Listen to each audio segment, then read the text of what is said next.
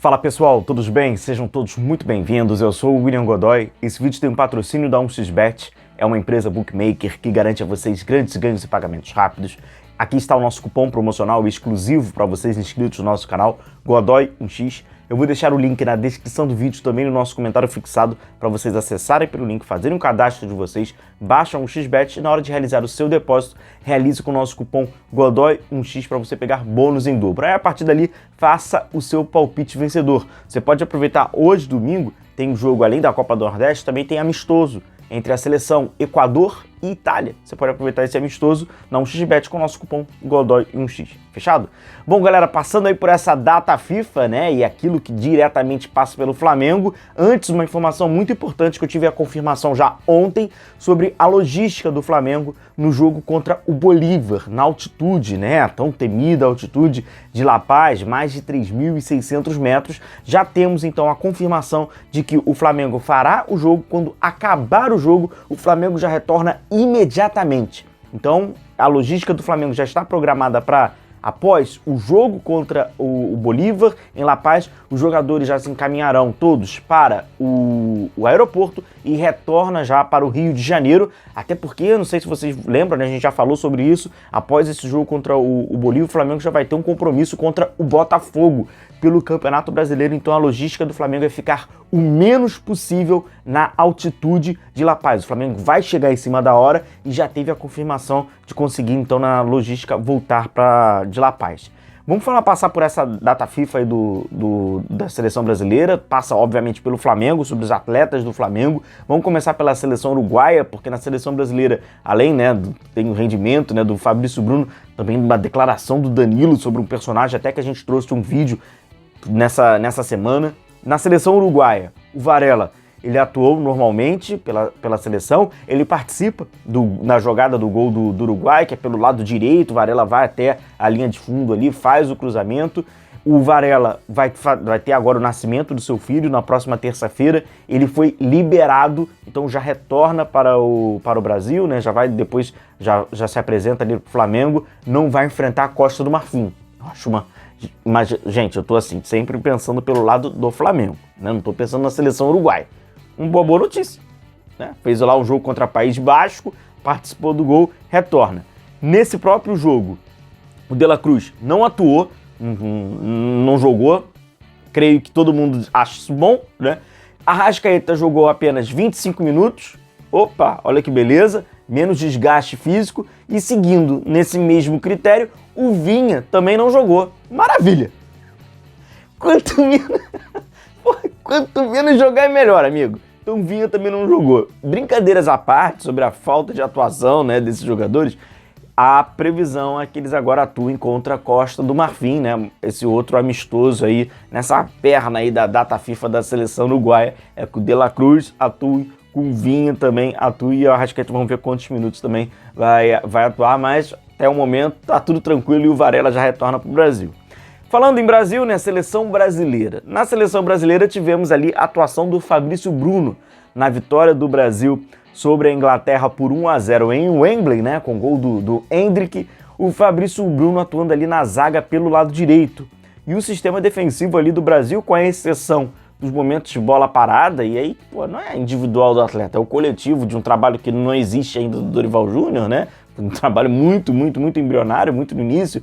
O Brasil sofreu, fora isso, não tinha nada que sofrer. Fabrício Bruno teve uma boa atuação, Beraldo, pô, novinho, né? Muito bom zagueiro também. E aí o Fabrício Bruno teve 7 ações defensivas, 5 cortes, 1 finalização bloqueada, 1 desarme, não sofreu nenhum drible. Dos 37 passes que ele deu, acertou 35, conseguindo ali 95%. Quem tinha mais a responsabilidade de saída ali era o Beraldo, né, que tem muita qualidade ali pelo lado esquerdo, o zagueiro do PSG. E entre essas, né, finalizações ali bloqueadas, né, sempre dessas ações dele, aquela interceptação no primeiro tempo, né, chegando ali com muita velocidade, com muita força, como é da característica ali do Fabrício Bruno, conseguiu interceptar ali a finalização do centroavante da Inglaterra. Então uma atuação muito positiva também aí do Fabrício Bruno estreando pela seleção brasileira. Próximo jogo agora contra a Espanha. E aí, no final do jogo, né, após o jogo, o Danilo, que estava, né, como capitão ali da seleção brasileira, ele acabou falando sobre o Fernando Diniz, que foi um personagem que a gente trouxe um vídeo nessa semana, que eu mostrei para vocês. Para você que ainda não viu o vídeo, eu vou deixar aqui. O tema do vídeo passa pelo excesso de falta do Fluminense, que passa pela permissividade da arbitragem. Contudo, o grande tema é a hipocrisia do Fernando Diniz, que vende um discurso e, na prática, a gente vê o time dele fazendo outra coisa. E aí, a gente trouxe esse vídeo, deixo o link para você que não viu, o Danilo. Cara, o Danilo deixou um recado direto, reto, foi pro Fernando Diniz. É óbvio que foi pro Fernando Diniz. Vamos passar aqui pela fala do Danilo, que ele diz: o futebol às vezes é fazer aquilo que já está inventado. Eu sou a favor de tudo no futebol, mas essa seleção precisa de organização. Dorival organizou e botou cada jogador no seu lugarzinho. Cada jogador no seu lugarzinho, teve até um Rodrigo jogando ali como atacante mais por dentro, quase como um centroavante, que não é nem o lugarzinho dele, convenhamos, mas essa fala do Danilo eu acho que deixou claro, principalmente no começo, que é o seguinte: o futebol às vezes é fazer aquilo que já está inventado. Cara, o Danilo ele é um lateral, um jogador extremamente experiente, que já rodou bastante, já jogou na Inglaterra, jogou na Itália, foi jogador até do Pep Guardiola, do Manchester City, tem a passagem dele pela seleção brasileira e tal. Então, assim, ele sabe o que tá falando no quesito assim, não me comuniquei errado, não. Tem uma boa comunicação, inclusive, tem um bom oratório. Recado direto pro Fernando Diniz. Quando a gente olha pro trabalho do Fernando Diniz, pela sua forma de jogar, eu vejo muitas pessoas falando, jornalistas, alguns analistas, muitas pessoas falando dessa tal liberdade que o Fernando Diniz dá para os jogadores, e aí alguns emocionados falavam até de seleção de 70, o estilo brasileiro de jogar. Essa liberdade que o Fernando Diniz dá, essa aparente liberdade que o Fernando Diniz dá, é uma falsa liberdade também.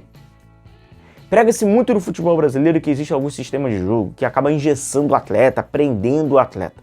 Se o Fernando Diniz ele não prende o atleta num setor do campo, ele prende ao atleta a uma liberdade que, assim, você acaba também aprisionando o atleta a ele não estar onde normalmente ele gostaria de estar também.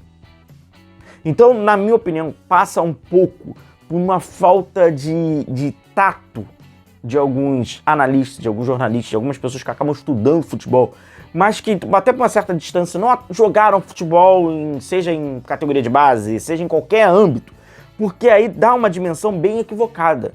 Como eles nunca jogaram, eles não sabem que, cara, se você tá do lado direito, você para do lado esquerdo, ou você para próximo mais ao lado esquerdo, no centro, mais do lado esquerdo do que do lado direito, você tá fazendo situações, você tá tendo comandos, o seu jogo tá sendo influenciado.